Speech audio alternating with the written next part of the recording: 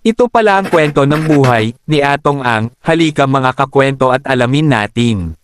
Si Charlie Atong Ang ay ipinanganak noong August 29, 1957, ay isang Filipino-Chinese na negosyante at kilalang sugal king sa Pilipinas.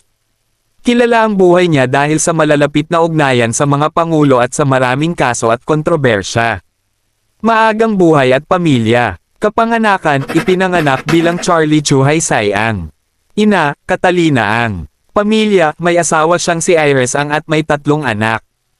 Anak, isa sa kanyang anak na babae ay si Elaine, isang artista.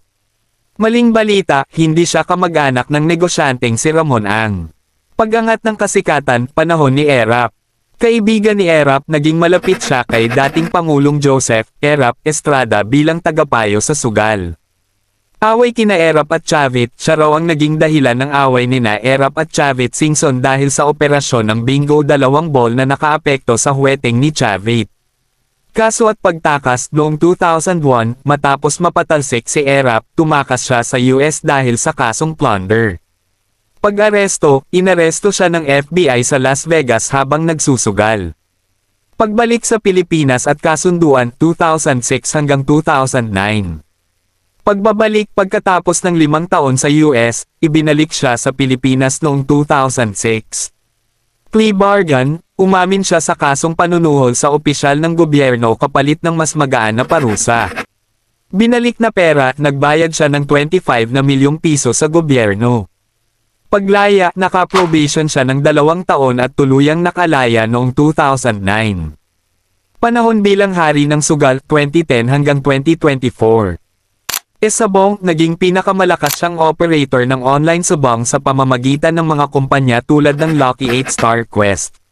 Malaking kita, umaabot daw sa 60 na bilyong piso kada buwan ang kita noon.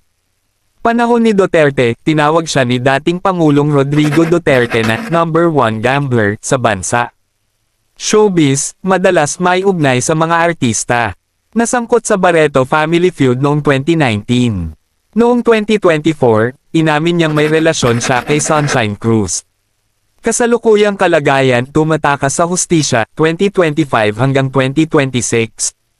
Nawawalang sabongero, mula 2021, mahigit 30 sabo-enro ang nawala sa mga lugar na konektado sa kanya. Testigo, noong 2025, isang testigo na si Julie Dondon, pati Damgan ang nagsabing si Atong Ang daw ang utak sa pagdukot at pagpatay. Warrant of arrest, noong Enero taong 2026, may mga warrant of arrest laban sa kanya sa Laguna at Batangas. Tumatakas hanggang ika-17 ng Enero taong 2026, siya ay wanted at tumatakas sa batas. Pabuya, may 10 na milyong piso na pabuya ang gobyerno sa makakapagbigay ng impormasyon para sa kanyang pagkakahuli.